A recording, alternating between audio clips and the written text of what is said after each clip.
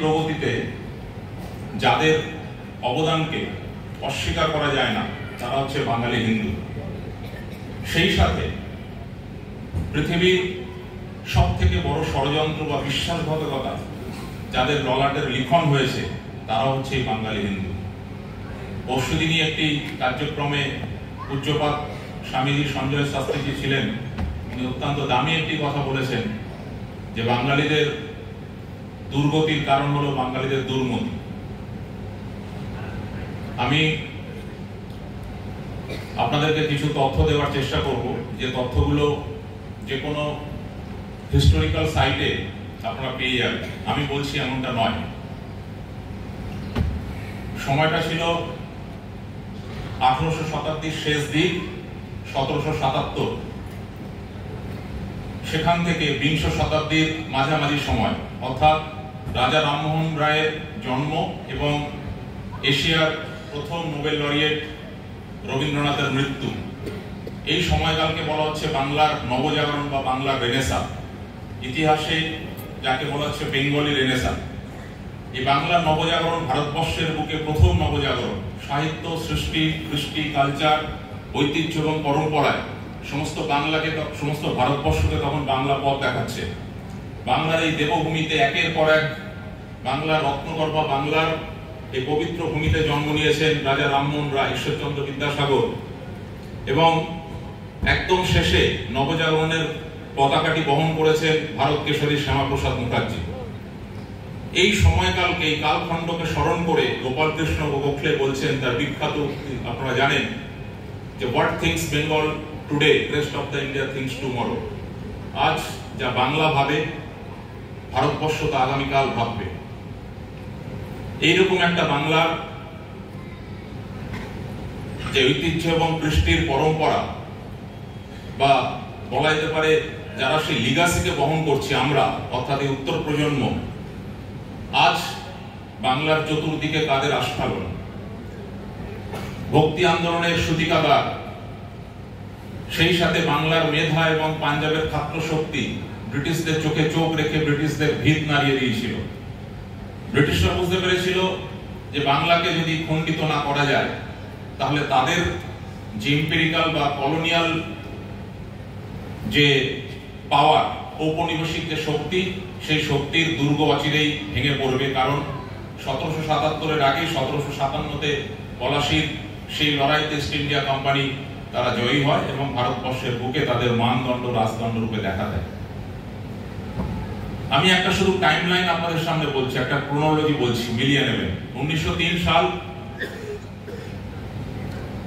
প্রথম ঢাকার নবাব সেলিমুল্লাহর বাড়িতে বঙ্গভঙ্গের ব্লুপ্রিন্ট তৈরি হয়। 2 বছর পর 1905 সাল অফিসিয়ালি ডিক্লেয়ার হয় বঙ্গভঙ্গে। কিন্তু আমরা সেই বাংলার ভাগকে রুখতে পেরেছি। সমাজের সজ্জন শক্তি হাতে হাত রেখে মাতৃশক্তি আরন্ধন দিবস পালন করেছেন। রবীন্দ্রনাথের পেন গর্জে উঠেছে, রবীন্দ্রনাথের কলম গর্জে উঠেছে। তিনি লিখেছেন, এবং আপনারা জানেন ঠাকুরবাড়ির খালি পা বাংলার তৎকালীন সমাজ কখনো দেখেনি। কিন্তু বঙ্গভঙ্গকে রোখার জন্য তিনি অহরিটোলা থেকে গঙ্গার ঘাট অবধি ঠাকুরবাড়ির নেতৃত্বে সেদিন কলকাতা রাজপথে সমস্ত বাংলা ঝাঁপিয়ে পড়েছিল। সেই জনপ্লাবন দেখে ব্রিটিশ শক্তি কম্পিত হয়েছিল। তিনি লিখলেন, বাংলার মাটি, বাংলার জল, বাংলার বায়ু, বাংলার ফল, পূর্ণ হই পূর্ণ হই পূর্ণ হইকে ভগবান। সেদিনের বাংলা ভাগকে রুখতে পেরেছিল বাঙালি। কিন্তু কি এমন ঘটলো যে তার মাত্র 42 বছর পর শুধু বাংলা ভাগ হলো না, পুরো দেশ দ্বিখণ্ডিত হলো। এই 42 বছরের সময়কালের মধ্যেই লুকিয়ে আছে বিশ্বাসঘাতকতা এবং ষড়যন্ত্রের সেই কলঙ্কিত ইতিহাস, যেটি বাঙালির ললাটে লিখে দিয়েছিল। কারা ছিল? নেপথ্যে ছিল ত্রিশক্তি নেক্সাস। এই অপশক্তিতে কারা ছিলেন? একদিকে ছিলেন মানবেন্দ্র রায়ের তাসখান থেকে ফিরে আসা রক্তবীজ কমিউনিস্ট পার্টি অফ ইন্ডিয়া, একদিকে ছিলেন ছাগলাদ্য নেতৃত্ব, জননীর জঠরে লজ্জা সেই জওহরলাল নেহেরুর জাতীয় কংগ্রেস, আরেকদিকে ছিলেন মুসলিম লীগ। এই ত্রিশক্তি নেক্সাস, তাদের যে মিশন, তাদের যে এজেন্ডা, সেই মিশনকে তারা ফুলফিল করেছিল 40 বছর সময়কালের মধ্যে। যে মুহূর্তে বঙ্গভঙ্গ রুখে গেল, ব্রিটিশ শক্তি বুঝতে পারলো যে প্রয়োজন হয়েছে এই ভারতবর্ষের রঙ্গমঞ্চে নতুন ব্যক্তিত্বকে নিয়ে আসতে হবে, নতুন কুশীলবকে নিয়ে আসতে হবে। 1905-এর বঙ্গভঙ্গের পর মাত্র 1 বছর সময় লাগলো। 1906 সাল জন্ম নিল মুসলিম লীগ। সর্বগ্রাসী ক্ষুধা নিয়ে বাংলার বুকে তারা ঝাঁপিয়ে পড়ল। 1920 সাল, তার ঠিক 15 বছর, ধীরে ধীরে শক্তি বাড়িয়েছে মুসলিম লীগ। ভারতবর্ষ থেকে কয়েক হাজার কিলোমিটার দূরে তুরস্কের খলিফা কমল পাশাকে ব্রিটিশ রাজশক্তি সরিয়ে দিচ্ছে। তার প্রতিবাদে ভারতবর্ষে খেলাফত আন্দোলন শুরু হলো। মোহাম্মদ আলী জিন্নাহ প্রতিবাদ করেছিলেন, তৎকালীন জাতীয় কংগ্রেস এবং জাতির জনক মহাত্মা গান্ধী সমর্থন করলেন খেলাফত আন্দোলনকে। পরিণতি কি হলো? প্রথম পলিটিক্যাল কনসলিডেশনের অর্থাৎ রাজনৈতিক একত্রীকরণের স্বাদ পেল মুসলিম লীগ এবং দ্রুত ত্বরান্বিত হলো তাদের এজেন্ডা। 1920-এর খেলাফত আন্দোলনের পর 1940-এর লাহোর অধিবেশন, পাকিস্তান প্রস্তাব পেশ হলো। ভারতের পবিত্র ভূমিতে যেখানে বিবেকানন্দ, দয়ানন্দ, সরস্বতী, শঙ্করাচার্য জন্ম নিয়েছেন, সেই মাটি তাদের কাছে পবিত্র নয়, তাদের পবিত্র মাটি দরকার। তাই পাকিস্তান অধিবেশন, লাহোর অধিবেশনে পাকিস্তান প্রস্তাব পেশ হলো। 1940-এর পর 1946, 6 বছরের মধ্যে, তার আগে 1937-এর প্রাদেশিক নির্বাচনে অবিভক্ত বাংলার 54% মুসলিম, তারা বাংলা দখল করল। 1946-এর সেই দিন, যেদিন কিনা শহীদ মিনারের মঞ্চ আলো করে বসে আছেন তৎকালীন অবিসংবাদী কমিউনিস্ট নেতা জ্যোতি বসু, আওয়াজ উঠেছে the right of self determination of minority, অর্থাৎ যারা মাইনরিটি সমগ্র ভারতবর্ষে, তাদের আত্মশক্তি নিয়ন্ত্রণের অধিকার দিতে হবে, যে অধিকার এবং বিপ্লবের কথা তারা অহরহ বলে থাকে। এখন অবশ্য অস্বীকার করে, সেদিনের মঞ্চে আমরা ছিলাম না। হ্যাঁ, সেই ইতিহাস তো ইরফান আবিব বা রমিলা থাপার বা রামচন্দ্র ডোম লিখবে না, সেজন্য এই কথা ইতিহাসে লেখা নেই। পরিণতি কি হলো? 16 আগস্টের রক্তে রাঙা কলকাতা। ব্রিটিশ ইতিহাসবিদ টয়নবি লিখছেন যে সমস্ত গঙ্গার জল তখন রক্তে লাল হয়ে গেছে। তিনি লিখছেন যে every red drop of black shedding has been floated through the Ganga. RSS এর উপর ঐতিহাসিক নয়, ব্রিটিশ উপর ঐতিহাসিক, ব্রিটিশ হিস্টোরিয়ান।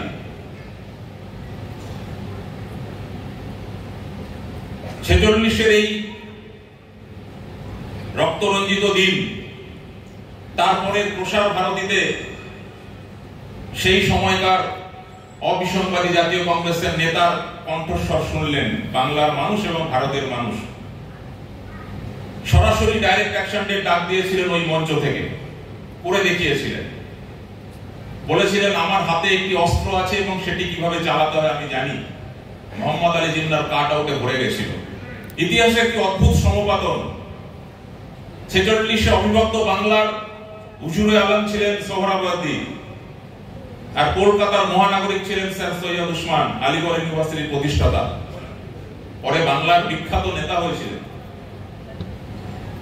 ভারতের বিখ্যাত নেতা হয়েছিলেন।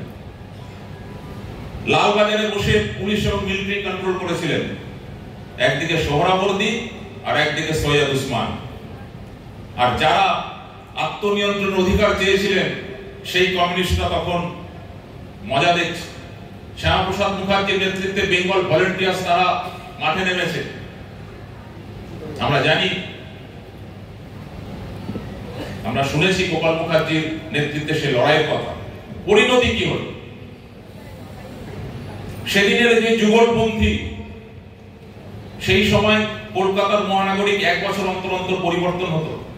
সর্বকনিষ্ঠ মহানাগরিক ছিলেন নেতাজি সুভাষচন্দ্র, ওই চেয়ারে বসেছিলেন দেশবন্ধু চিত্তরঞ্জন, সেই চেয়ারে বসে পুলিশ কন্ট্রোল, মিলিটারি কন্ট্রোল করেছিলেন সৈয়দ উসমান। 46-এর সেই যুগলবন্দী আর 2025-এর বর্তমান যুগলবন্দী। নবান্নতে এখনো সোহরাবর্দী আছে, আর এখনো কলকাতার মহানগরী আছেন ফিরহাদ হাকিম। তাই ইতিহাস যদি আমরা ভুলে যাই, উত্তর প্রজন্মকে যদি এই ইতিহাস আমরা না শিখিয়ে যাই, তাহলে অহরহ ডাইরেক্ট অ্যাকশন ডে ঘটবে। সেদিন কোন গোপাল বাবু আসবেন না বাঁচাতে। কলিযুগে সংঘ শক্তি, লড়াইটা আমাদেরই করতে হবে। উত্তর প্রজন্মকে ইতিহাস শিখিয়ে যেতে হবে। 46-এর ওই দিন প্রসার ভারতীতে কণ্ঠস্বর শুনলে ভারতবর্ষের মানুষ বলল, those who are talking about the partitions are fantastic nonsense। যারা ভারত ভাগের কথা বলছেন তারা নির্বোধ। আরেকজন বললেন, ভারত যদি দ্বিখণ্ডিত হয় তবে তা আমার শরীর চিরে দ্বিখণ্ডিত হবে। বাংলা তথা ভারতবর্ষের মানুষ নিশ্চিন্তে শুতে গেলেন। রাজনৈতিক নেতাদের উপরে বিশ্বাস বরাবরই ছিল আমাদের। আওয়াজ উঠল কি, প্রথমে ভারত ভাগ হবে, তারপরে ভারত স্বাধীন হবে। আওয়াজ হলো তাই। 46-এর মধ্যরাতে জন্ম নিল the dominion Republic of Pakistan. প্রথমে পাকিস্তান জন্ম নিল, পাকিস্তান স্বাধীন হলো। নিশ্চিন্তে ঘুমাচ্ছেন ভারতবাসী। পরের দিন 15 আগস্ট তারা স্বাধীনতার ভারত মাতার শৃঙ্খল মুক্ত ভারত মাতাকে তারা পূজা করবেন। ভারতের তিরঙ্গা লটপট করে উড়বে। প্রস্তুতি সম্পূর্ণ। রাত 12টার সময় পিছনের দরজা দিয়ে পাকিস্তান স্বাধীন হয়ে গেল। ভোরবেলা স্বাধীন হলো ভারত। যে অখণ্ড ভারতের জন্য লড়াই করেছিল ওপার বাংলার মানুষ, মাস্টারদা সূর্য সেন থেকে বাকিরা, তারা কি পাকিস্তানের মানুষ হওয়ার জন্য জন্মেছিলেন? সকালবেলা ঘুম থেকে উঠে দেখলেন তারা ভারতের মানুষ নেই। মাঝ বরাবর কেটে দেওয়া হয়েছে পাঞ্জাব এবং বাংলাকে। যে পাঞ্জাবের খাদ্য শক্তি এবং বাংলার মেধা, চরমপন্থা এবং নরমপন্থা আন্দোলনের সূতিকাগার, এই দুটি রাজ্যকে মাঝ বরাবর কেটে দিয়ে আলাদা করে দেওয়া হয়েছে। আজকে যদি চট্টগ্রামে প্লেনে করে যান, চট্টগ্রামের আন্তর্জাতিক বিমানবন্দরের নাম শাহজালাল ইন্টারন্যাশনাল এয়ারপোর্ট। কে শাহজালাল?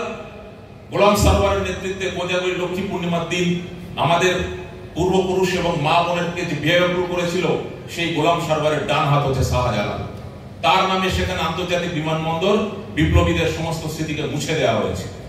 সেই মানুষগুলোকে যদি সম্মান দেওয়া হয় ভারতবর্ষের বুকে, তাহলে সেটা কি অন্যায়? সমগ্র ভারতবর্ষের জন্য লড়াই করেছিল যে মানুষগুলো, রাতের অন্ধকারে তারা সবাই হয়ে গেলেন পাকিস্তানের মানুষ। আর ভারতে রয়ে গেলেন মোহাম্মদ আলী জিন্নার মেয়ে। সারা জীবন কোনদিন পাকিস্তানে যাননি মোহাম্মদ আলী জিন্নার মেয়ে। মুম্বইতে সারাটা জীবন কাটিয়েছেন অ্যাশ করে। যারা যে এলিট মুসলিমরা পাকিস্তান প্রস্তাবে সাড়া দিয়েছিলেন, কেউ পাকিস্তানে যাননি, থেকে গেছেন ভারতবর্ষে। দুটো চুক্তি হয়েছে, নেহরু লকার চুক্তি, পরে ইন্দিরা মুজিব চুক্তি, safeguard of minority of neighbour countries. প্রতিবেশী দেশের মাইনরিটিদের সুরক্ষা দিতে হবে। ভারত অক্ষরে অক্ষরে মেনেছে। 3 ডাইমেনশনাল বেনিফিট পাচ্ছে এখানকার মাইনরিটি মানুষরা। মাইনরিটি কমিশনের সমস্ত সুযোগ সুবিধা সেন্ট্রাল গভর্নমেন্টের, ইকোনমিক্যালি উইকার সেকশন ইডব্লিউএস এর সুযোগ সুবিধা, তার সঙ্গে ওবিসি এর সুযোগ সুবিধা। তথাকথিত মেজরিটি হিন্দুরা কি পাচ্ছে? প্রশ্ন করতে হবে নিজেদের। বাংলাদেশ কি করছে মাইনরিটির সঙ্গে? না ইন্দিরা মুজিব চুক্তি পালন করেছে তারা, না নেহরু লিয়াকত চুক্তি পালন করেছে। পরিণতি কি হলো? দেশ তো ভাগ হলো। আর এই দেশ ভাগের পক্ষে যারা কথা বলেছিল ভারতবর্ষের মাটিতে দাঁড়িয়ে, দলিত মুসলিম ঐক্যের কথা যারা বলেছিলেন, মহাপ্রাণ যোগেন মন্ডল, দুটি সদ্যজাত দেশের দুজন আইনমন্ত্রী হলেন, পিছিয়ে পড়া মানুষের দুজন নেতা, তৎকালীন তপশিলি ফেডারেশনের বাংলার নেতা যোগেন মন্ডল এবং বাবা সাহেব আম্বেদকর। আম্বেদকরকে আইনমন্ত্রী করে বিশ্বের মাতৃস্বরূপাই গণতন্ত্র পেল, সর্ববৃহৎ সংবিধান। আর উল্টো দিকে যোগেন মন্ডল কি পেল?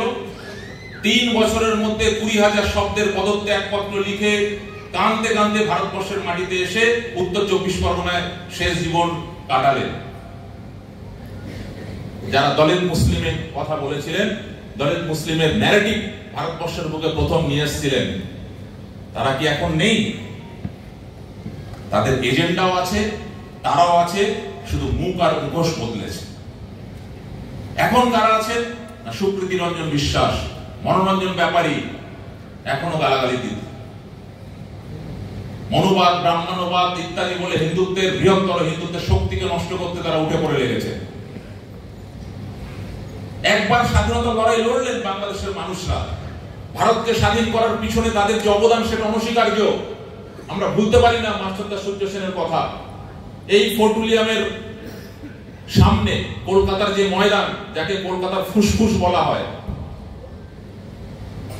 গ্রাম বাংলার মানুষ কলকাতার ময়দানে হাওয়া খেতে যাচ্ছে। ওই ময়দানের যে ক্লাবগুলো, যে টেন্টগুলো, সেগুলো ছিল ব্রিটিশ অফিসারদের সন্ধ্যাবেলা নাইট ক্লাব।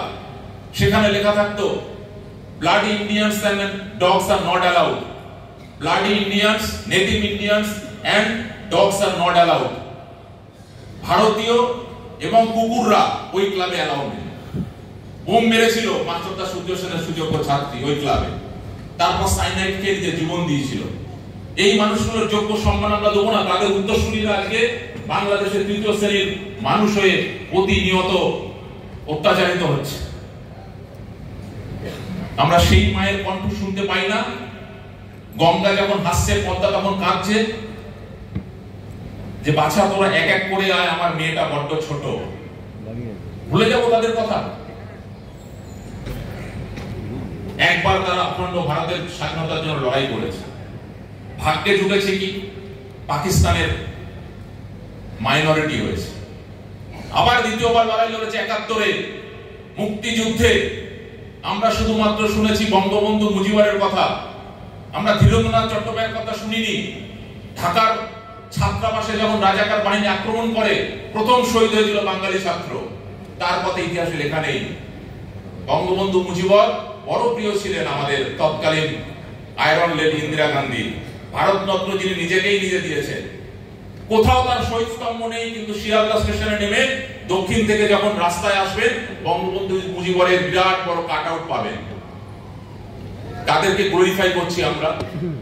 কোন ইতিহাসের এখানে আমাদের তৎকালীন বাংলাদেশের মুক্তিযুদ্ধে আন্দোলনে যে সমস্ত হিন্দু ভাইরা লড়াই করেছে, তারা বীরগতি প্রাপ্ত হয়েছে, হুতাত্মা হয়েছে, তাদের কথা কোথাও লেখা নেই। ৭১-এর লড়াইতে লড়লেন, জন্ম নিল গণপ্রজাতন্ত্রী বাংলাদেশ। হিন্দুরা ভাবলেন যে আমরা নতুন দেশ পেয়েছি, হয়তো এই নতুন দেশের রূপ রস গন্ধ স্পর্শে আমরা আমাদের ধর্মীয় স্বাধীনতা নিয়ে বাঁচতে পারবো, মা বোনেরা তাদের ইজ্জত নিয়ে বাঁচবেন, বরিষ্ঠ নাগরিকরা তাদের গলায় রুদ্রাক্ষের মালাটাকে অক্ষত রাখতে পারবেন। কিন্তু বিধাতার নির্মম পরিহাস কিছুদিনের মধ্যে আবার শুরু হলো। সেই বাংলাদেশে একইভাবে হিন্দুদের উপরে অত্যাচার। পৃথিবীর একমাত্র বাঙালি হিন্দু জাতি দুটি দেশকে স্বাধীন করেছে নিজের রক্ত দিয়ে। তারপরে তাদের পরিণতি কি হয়েছে? রিফিউজির মতো গোলা ভর্তি ধান, পুকুর ভর্তি মাছ, ঠাকুর দালান, বিঘে বিঘে জমি ছেড়ে ভারতবর্ষে এসছে। ভারতবর্ষ তাদের কি দিয়েছে? একটি হলুদ চিরকুট হাতে ধরিয়েছে।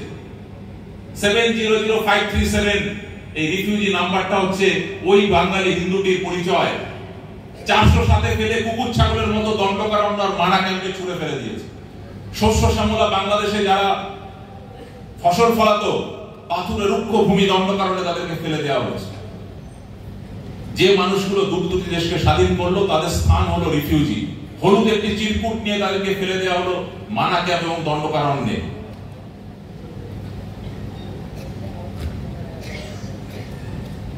এই ছিল তাদের কপালে। সেই মানুষগুলোকে নাগরিকত্ব দেওয়ার জন্য যখন যশস্বী প্রধানমন্ত্রী সিএ পাশ করেছেন, 294খানা মামলা হলো সুপ্রিম কোর্টে। প্রশান্ত ভূষণ থেকে যোগেন্দ্র যাদব, কপিল সিব্বল থেকে বাকিরা অ্যান্টি সিএ ফোরাম করে মামলা করলেন। কেন না কেন বিশেষ একটি দুটি সম্প্রদায়কে এক্সক্লুশন করা হলো?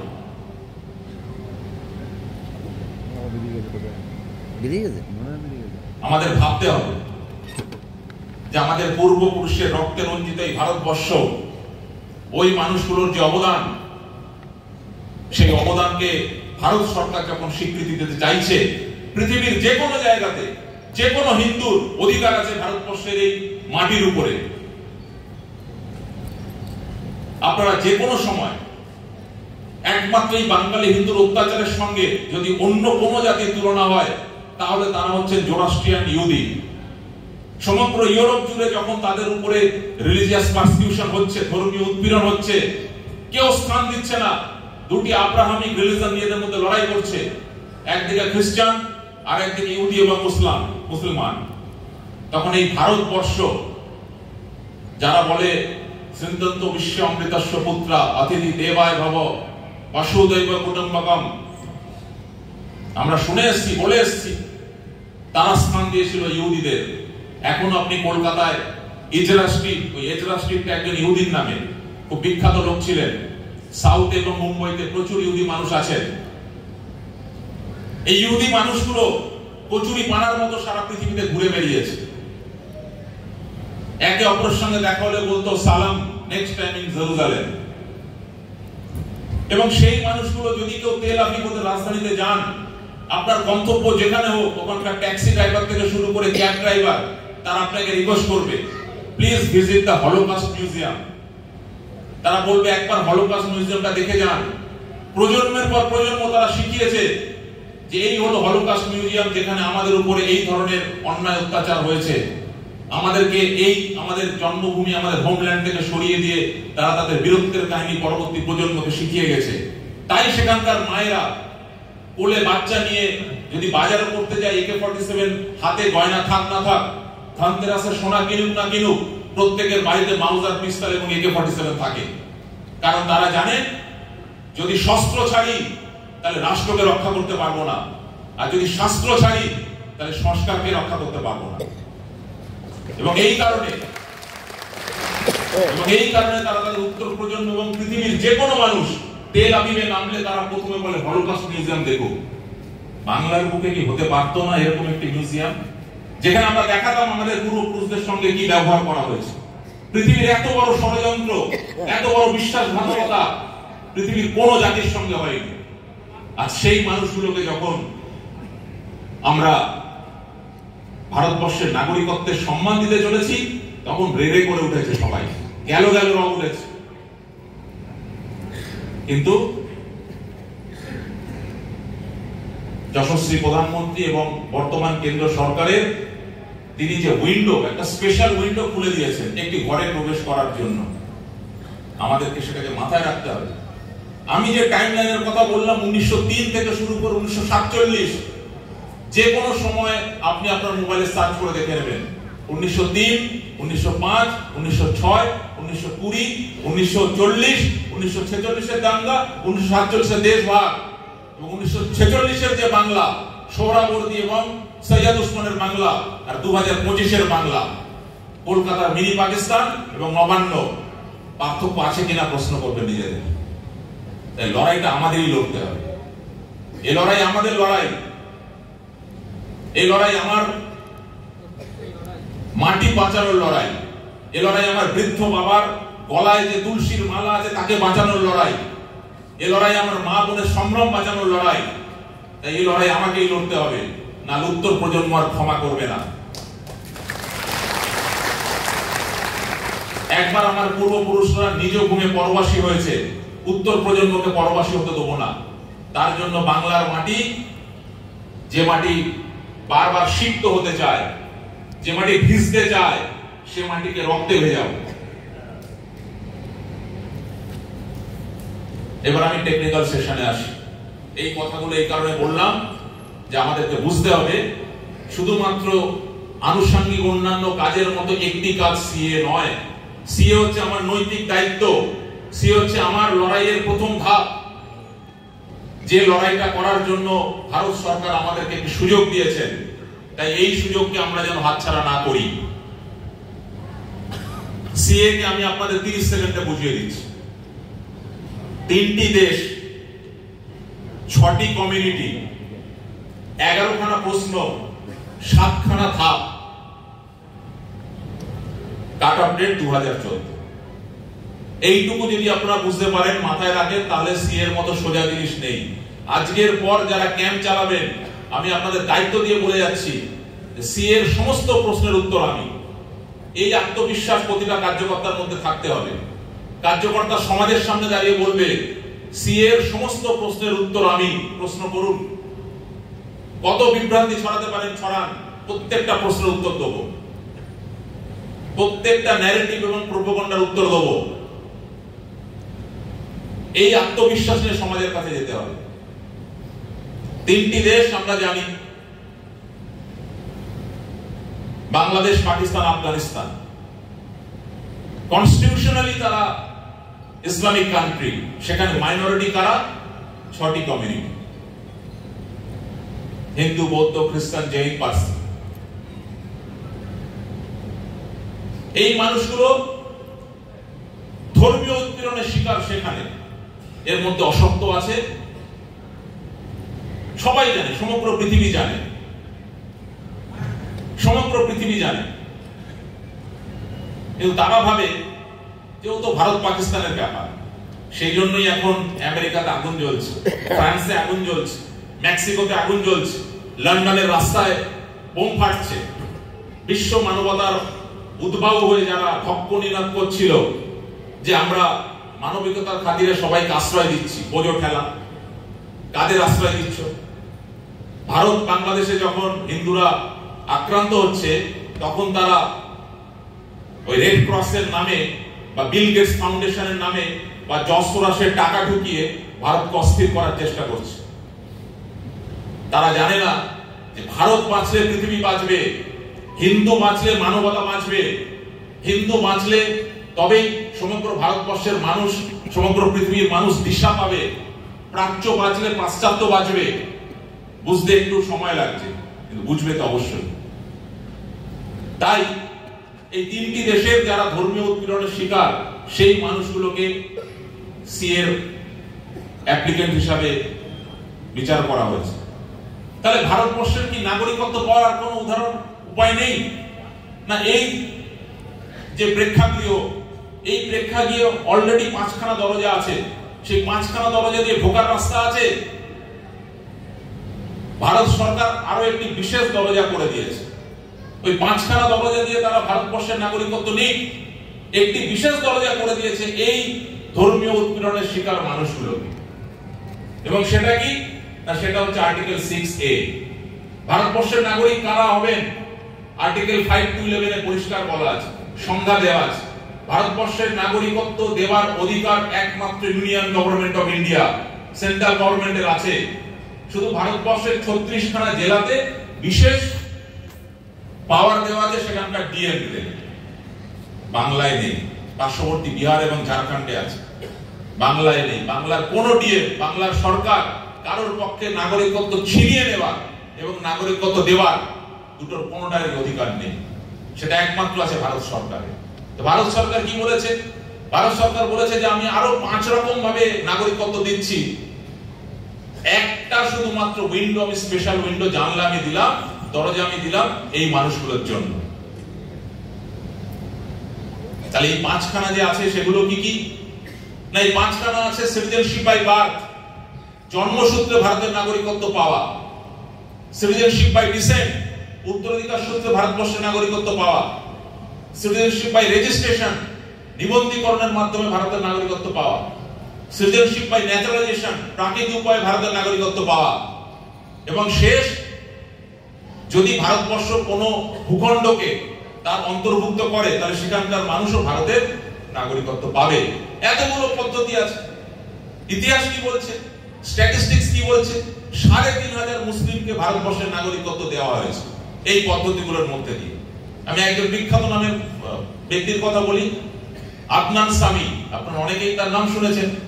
আদনান সামি বিখ্যাত গায়ক, কোথাকার মানুষ? বালুচিস্তানের মানুষ। তাকে আমরা দিয়েছি নাগরিকত্ব।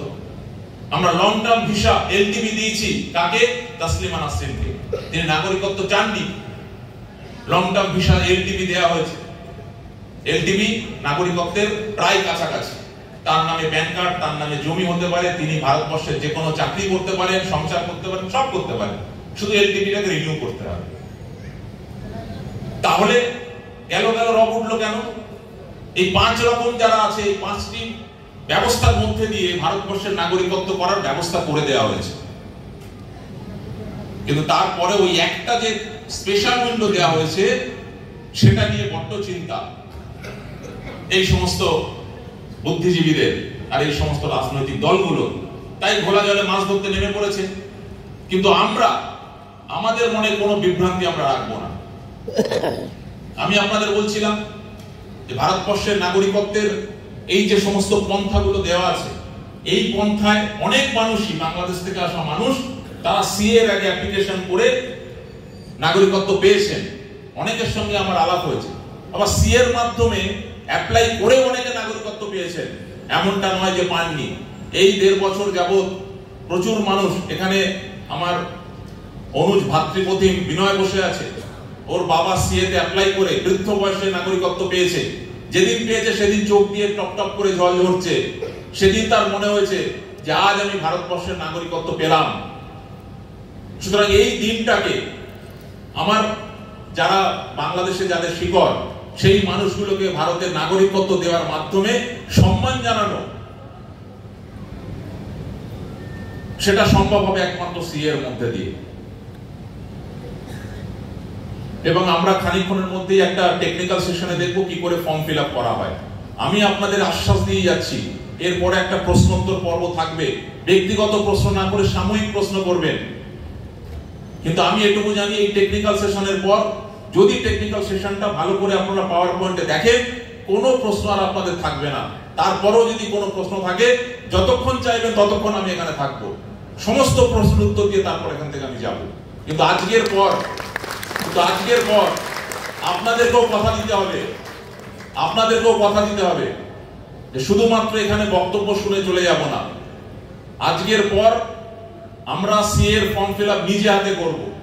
আপনাদের প্রত্যেকের মোবাইলের অ্যাপে আমি ইনস্টল করে দেবো সিএ 2019।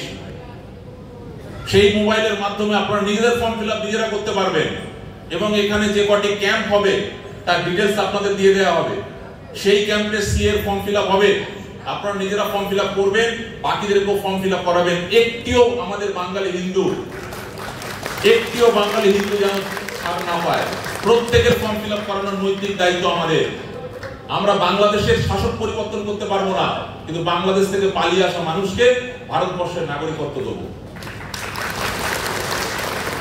সেই আত্মবিশ্বাস যাতে আজকের কার্যক্রমের পর আপনাদের মধ্যে থাকে, তার দায়িত্ব আমাদের। আমি এটুকু বলার পর আমার ভাই তুষার এবং বিনয়কে আগ্রহ করব এই পাওয়ার পয়েন্টের মধ্যে দিয়ে আপনাদের আজকের এই টেকনিক্যাল সেশনটা করার। যে বন্ধুরা ল্যাপটপ নিয়ে এসেছেন, যারা ক্যাম্প চালাবেন, আপনারা এখানে যে ফর্ম ফিল আপটি হবে, সেই ফর্ম ফিল আপে আমি আপনাদের একটা সহজ ফর্মুলা দিয়ে দেবো। কিছু পড়ার দরকার নেই, চোখ বন্ধ করে শুধু টিক করবেন, 15 মিনিটে ফর্ম ফিল আপ হয়ে যাবে। চোখ বন্ধ করে শুধু টিক করবেন। 7খানা ধাপে পুরো ফর্মটা ফিল আপ হবে। প্রথম ধাপে আপনি যে মুহূর্তে ওপেন করবেন 11খানা প্রশ্নের মুখোমুখি হবেন। তার আগে একটি আপনার মোবাইল নাম্বার দরকার, যে মোবাইল নাম্বারে ওটিপিটা ঢুকবে, এবং সেই মোবাইল নাম্বারের মাধ্যমে আপনি আপনার রেজিস্ট্রেশনটা করবেন। তারপরে খুললেই প্রথম ধাপে 11টি প্রশ্ন। এই 11টি প্রশ্ন আপনারা লিখে নিন, মুখস্থ করে নিন, কিচ্ছু করার দরকার নেই। ওইখানে গিয়ে সবাই আটকায়। প্রথম প্রশ্নের উত্তর হবে ইয়েস। চোখ বন্ধ করে ইয়েস ক্লিক করবেন। দুটো অপশন থাকবে, চোখ বন্ধ করে ইয়েস ক্লিক করবেন। তারপরের প্রশ্নের উত্তর হবে বাংলাদেশ। বেশিরভাগ ক্ষেত্রেই বাংলাদেশ থেকে আসা মানুষদেরই ফর্ম ফিল আপ হবে, আফগানিস্তান পাকিস্তান কম। 71-এর আগে যদি কেউ এসে থাকেন, যখন বাংলাদেশ জন্ম হয়নি, তখন আপনারা পাকিস্তান লিখতে পারেন। পরের উত্তর হবে হিন্দু। আমি উত্তরগুলো বলে দিচ্ছি, এর থেকে সহজ পরীক্ষা নেই, যেখানে প্রশ্নও বলে দেওয়া হয়, উত্তরও বলে দেওয়া হয়। তাহলে প্রথমে কি বললাম? প্রথমে ইয়েস, তারপরের প্রশ্ন হচ্ছে, তারপরের উত্তর হচ্ছে বাংলাদেশ, তারপরের উত্তর হচ্ছে হিন্দু। তারপরে 4 থেকে 10 অবধি নো নো নো করে চলে যাবে। কিচ্ছু পড়বেন না, পড়লেই প্রশ্ন আসবে, পড়লেই মনে প্রশ্ন আসবে। কিচ্ছু পড়ার দরকার নেই, বিশ্বাস রাখুন এই ভাইটার উপরে। 4 থেকে 10 অবধি নো নো করে চলে যাবে। 11 নম্বর প্রশ্নে গিয়ে আবার ইয়েস টিপে দেবেন। হয়ে গেল আপনার প্রথম ধাপ, সাবমিট। প্রথম ধাপ শেষ। দ্বিতীয় ধাপ, আপনার নাম, আপনার বাবার নাম, আপনার স্পাউস, এই ডিটেলসটা আপনাকে দিতে হবে। তেমন কোনো ব্যক্তি নেই যে নিজের নাম লিখতে পারে না। যারা ক্যাম্প চালাবেন তাদের আমি অন্য পন্থা শেখাবো, আমি শুধু আপনাদের জন্য বলছি। দ্বিতীয় ধাপে শুধু নিজের নাম দিয়ে দেবেন, নিজের নাম, বাবার নাম, ঠিকানা। তৃতীয় ধাপে গিয়ে আপনি আপনার স্পাউস, তার ডিটেলস, এমপ্লয়ার ইত্যাদি দেবেন। চতুর্থ ধাপে অ্যাড্রেস এবং ক্রিমিনাল প্রসিডিংস। চোখ বন্ধ করে না লিখবেন, কেউ সততা দেখিয়ে লিখবেন না আমার এগেইনস্ট অমুক কেস আছে। Criminal proceedings no. তারপরে আবার 4টে প্রশ্ন, উত্তর বলে দিচ্ছি। 4টে প্রশ্নে ইয়েস, ইয়েস, নো, ইয়েস, পড়ার দরকার নেই। ওগুলো যারা টেকনিক্যালি করবে তাদেরকে আমি শিখিয়ে দেবো যে প্রশ্ন কি, উত্তর কি হবে। উত্তর আপনাদের বলে দিচ্ছি, পড়বেন না। ইয়েস, ইয়েস, নো, ইয়েস, শেষ প্রশ্ন। পরের ধাপে চলে যাবেন। আপনার 3টে এফিডেভিট, 1A, 1B, 1C, 3টে ডকুমেন্ট লাগবে। 1A কি? 1A ডকুমেন্ট হচ্ছে আপনি বাংলাদেশ থেকে এসেছেন, ডেট অফ এন্ট্রি ডকুমেন্ট। সেখানে কটি প্রকার আছে? 9টি প্রকার আছে। বাংলাদেশ থেকে এসেছেন, বাংলাদেশের যে কোনো 9টি ডকুমেন্টের মধ্যে একটা দরকার। যিনি বলছেন বাংলাদেশ থেকে তো ভাই আমি তাড়া খেয়ে এসেছি, আমি তো কিছু আনিনি, চিন্তার দরকার নেই, চিন্তার প্রয়োজন নেই। এই অ্যাপ্লিকেশন ফর্মে সেটারও প্রধান বা ব্যবস্থা আছে, সেটা নিয়েও চিন্তার কোনো কারণ নেই। এটা ভাববেন না যে বাংলাদেশ থেকে আপনি কোনো ডকুমেন্ট নিয়ে আসেননি বলে ভারত আপনাকে নাগরিকত্ব দেবে না। এখানে নো রিজেকশনাল, একটি হিন্দুরও অ্যাপ্লিকেশন রিজেক্ট হবে না। একটি হিন্দুর অ্যাপ্লিকেশন রিজেক্ট হবে না। যদি কোনো হিন্দু ভাই দেখাতে পারেন যে আমি সিএ তে অ্যাপ্লিকেশন করেছি আর আমার অ্যাপ্লিকেশন রিজেক্ট হয়েছে, আমি এখানে দাঁড়িয়ে আছি দেখিয়ে দিই, আমি দাঁড়িয়ে আছি দেখিয়ে দিই যে একটা সিএ এর অ্যাপ্লিকেশন রিজেক্ট হয়েছে। পেন্ডিং থাকতে পারে, সময় লাগতে পারে, কিন্তু রিজেকশনাল পাওয়ার কারণ নেই, কারো রিজেকশনাল পাওয়ার নেই, সময় লাগবে। কোনো কোনো ক্ষেত্রে টেকনিক্যাল প্রবলেমের জন্য সময় লাগতে পারে। আর এই একমাত্র অ্যাপ্লিকেশন যেখানে না নেই। তাই 1B ডকুমেন্ট হচ্ছে আপনার ডেট অফ এন্ট্রি 2014 31শে ডিসেম্বরের আগে ভারতে এসেছেন, 20খানা ডকুমেন্টের মধ্যে যে কোনো একটি ডকুমেন্ট করেছেন। প্যান কার্ড, আধার কার্ড, রেশন কার্ড, ভিসা, মাধ্যমিকের অ্যাডমিট, যে কোনো ডকুমেন্ট করেছেন। কিচ্ছু করেননি, পুলিশ গ্রেফতার করেছিল, থাপ্পা মেরে ছেড়ে দিয়েছে, ওইটাও একটা ডকুমেন্ট, ওটাও একটা ডকুমেন্ট। বাবা বাংলাদেশ থেকে এসছি দালালের হাত ধরে, আর ওই বর্ডারে পুলিশ ধরে নিয়েছে। ধরে কি করেছে না, ধরে আপনাকে বাংলাদেশে আপনি ঢুকেছেন বলে একটা স্ট্যাম্প মেরে আপনাকে ছেড়ে দিয়েছে। আরে ওটাই তো ডকুমেন্ট হয়ে গেছে যে আপনি ভারতে ঢুকেছিলেন, ওটাই তো চাই আমাদের, সেটাও ডকুমেন্ট, সেটাও ডকুমেন্ট। হলুদ রিফিউজির পর্চিকে ভুলে যান, ওটাও একটা ডকুমেন্ট। সেই হলুদ পর্চিটা কোথাও রেখে দিয়েছে, ওটাও ডকুমেন্ট। সুতরাং নেই বলে কিছু নেই, সব আছে আপনাদের কাছে। আর না থাকলে করে দেবো, না থাকলেও করে দেবো, ছাড়বো না একজনকেও। বাংলাদেশ থেকে এসছে, ধর্মীয় উৎপীড়নের কারণে বাংলার মাটিতে, হিন্দু মাটিতে, অর্থাৎ হিন্দুর দেবভূমিতে নাগরিকত্ব দ্বারা দিয়েই ছাড়বো। আপনি না নিলেও আপনাকে দেবো, ছাড়বো না একজনকেও। কি আছে কি নেই ভুলে যান, আপনাকে নাগরিকত্ব দেবোই দেবো। তবেই পারাপারে আমাদের বিপ্লবীরা শান্তি পাবে, আমাদের পূর্বপুরুষ শান্তি পাবে। তাই আমাদের কার্যকর্তাদের মধ্যে প্রতিযোগিতা লেগে গেছে যে কজনকে নাগরিকত্ব দিতে পেরেছি আমরা, কজনকে ফর্ম ফিল আপ করতে পারছি। আমায় বলছিল দাদা অনেকে আসছে না, আরে আসছে না, দুয়ারে সিএ, দুয়ারে সিএ, বাড়িতে গিয়ে ফর্ম ফিল আপ করবো আমরা, বাড়িতে ল্যাপটপ নিয়ে, মোবাইল নিয়ে গিয়ে ফর্ম ফিল আপ করবো। সুতরাং আপনি, আমরা হচ্ছে শ্মশানের সেই ডোম, মৃতদেহ আসুক না আসুক বসে আছি। মন্দিরের সেই পুরোহিত, দর্শনার্থী আসুক না আসুক, ঘন্টা আমি বাজাবই। সুতরাং আমাদের কার্যকর্তারা বদ্ধপরিকর যে সিএ, আপনাকে সিএ এর মাধ্যমে প্রধানমন্ত্রী যে কথা বলেছেন তার মাধ্যমে আমরা নাগরিকত্ব দেবই। এরপরে আপনার যে এফিডেভিট অর্থাৎ 1C, একটি মঠ মন্দির মিশনের যে সার্টিফিকেট খুব সহজে পাওয়া যাচ্ছে, না পেলে সেটারও পাওয়ার ব্যবস্থা হবে, সেটাকে আপলোড করে দেওয়া। এইটুকু কাজ করলে 5 নম্বর ধাপে মিনিস্ট্রি অফ হোম অ্যাফেয়ার্স এর ফাইল নাম্বার জেনারেট হয়ে যাবে। দাদা এনএইচ এ ফাইল নাম্বার আপনার এগেইনস্টে যদি জেনারেট হয়ে যায়, পৃথিবীর কোনো শক্তি নেই আপনার কেশাগ্র স্পর্শ করে। পৃথিবীর কোনো শক্তি নেই ভারতের মাটিতে দাঁড়িয়ে কোন অ্যাপ্লিকেন্ট যার এনএইচ এ ফাইল নাম্বার জেনারেট হয়ে গেছে তার কেশাগ্র স্পর্শ করে। 6 নম্বর ধাপ 7 নম্বর ধাপ, 6 নম্বর ধাপে আপনার এফিডেভিট আপলোড, 7 নম্বর ধাপে 50 টাকা আপনাকে ওই রেজিস্ট্রেশন অ্যাপ্লিকেশন ফিস দিতে হবে, দিলে আপনার সি এর অ্যাপ্লিকেশন ফর্ম কমপ্লিট হয়ে গেল। তারপরে আপনার এই মোবাইল নাম্বার এবং মেলে যে ডিএলসি, জেলার যে ডিএলসি হবে সেখানে আপনাকে যেতে হবে, অরিজিনাল দেখাতে হবে, তারপরে আপনার সার্টিফিকেট আপনি পাবেন। এই পুরো যে পদ্ধতিটা, এই পদ্ধতিটাকে হাতে কলমে দেখাবে আমার ভাই তুষার এবং বিজয় বসে আছে। আপনারা পুরো পদ্ধতিটা আমি যেটা বললাম সেটাকে একবার চাক্ষুষ করুন, আর আপনারা আমাকে একবার শুধু বলুন, আপনারা সবাই সি এর ফর্ম ফিল আপ করবেন তো? সবাই করবেন তো? অন্যদের ফর্ম ফিল আপ করাবেন তো? কোনো প্রশ্ন থাকলে আমি এখানে আছি, জিজ্ঞেস করবেন তুষার এবং বিনয়।